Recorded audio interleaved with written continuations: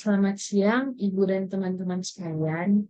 Di sini saya akan mempresentasikan materi saya, yaitu fortifikasi di negara Brazil.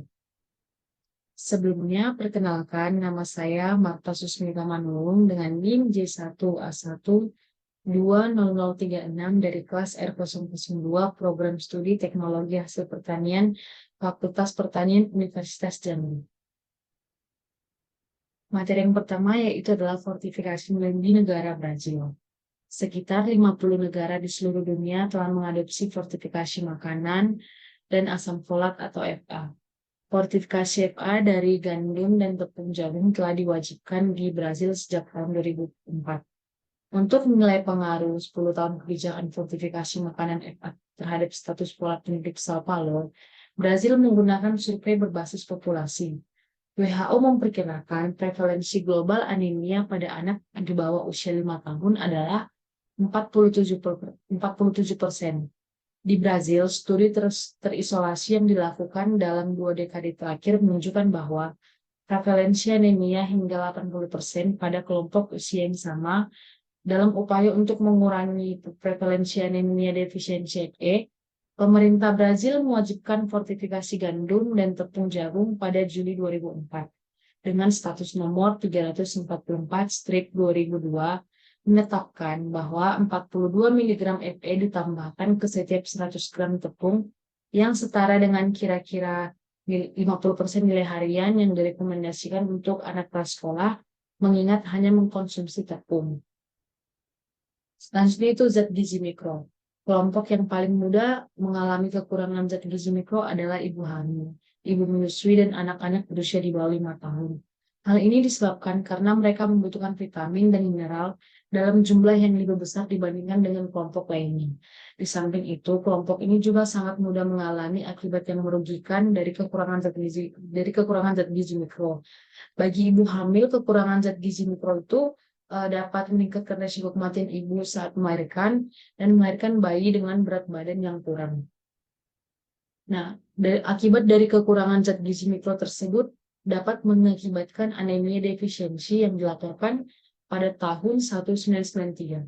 Sayangnya, jumlah anak-anak prasekolah yang mengkhawatirkan yang terkena anemia defisiensi besi tidak berkurang seperti yang diproyeksikan sejak para pemimpin Perserikatan Bangsa-Bangsa berkumpul pada tahun 1990 di KTT Dunia untuk anak-anak di New York.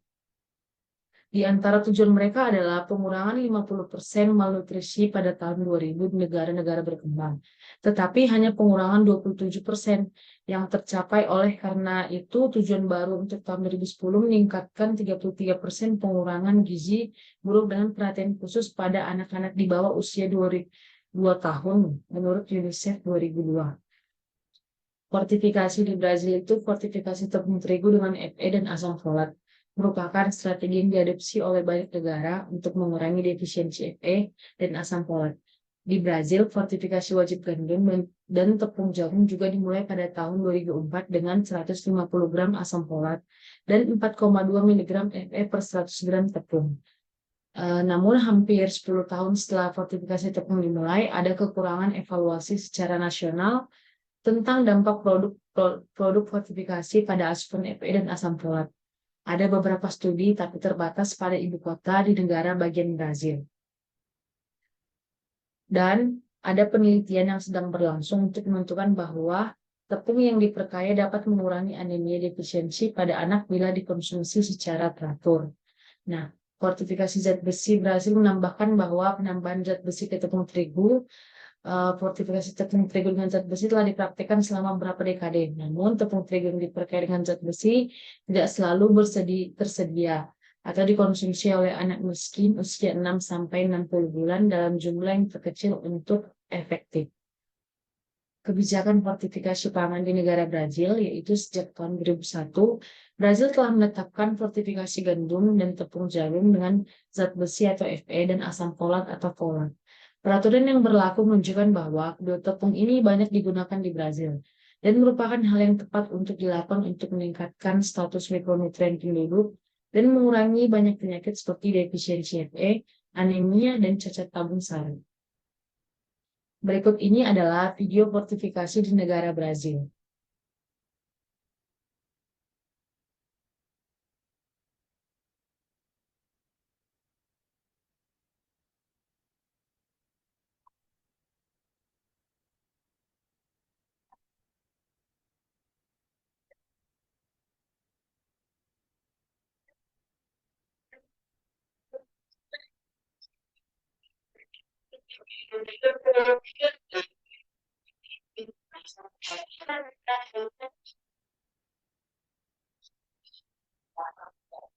Se a gente tem uma grande confusão de uma deficiência de ideia, tem outras pessoas nossa, pode auxiliar nos fluentes da necessidade.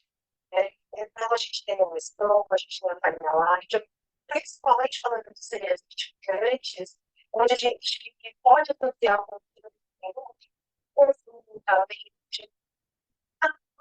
os que fazem a distinção dessa incongruência na rua.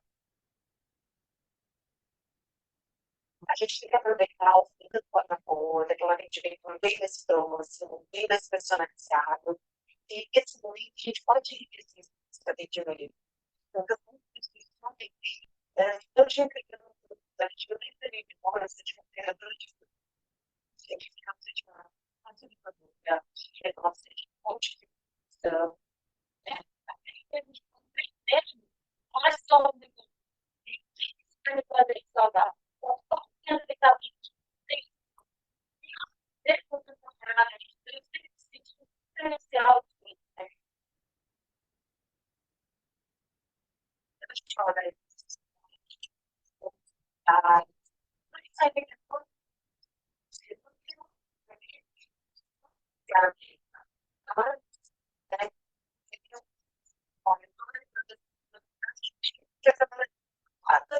Saúde é uma questão imensa.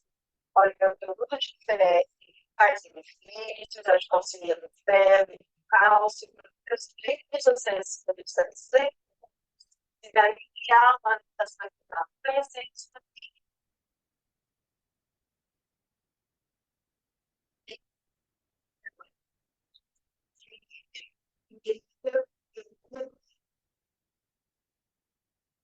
Selanjutnya, dari materi ini dapat disimpulkan bahwa fortifikasi pangan merupakan strategi penting dalam kebijakan kesehatan masyarakat untuk mengendalikan malnutrisi mikronutrien dan merupakan faktor utama dalam pemberantasan defisiensi mikronutrien.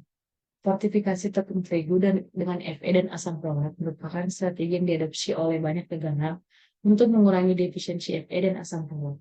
Program fortifikasi tepung terigu telah diadopsi atau sedang dalam tahap perencanaan di 78 negara. Sejak tahun 2001, Brazil telah menetapkan fortifikasi gandum dan tepung jagung dan zat besi Fe dan asam folat atau folat.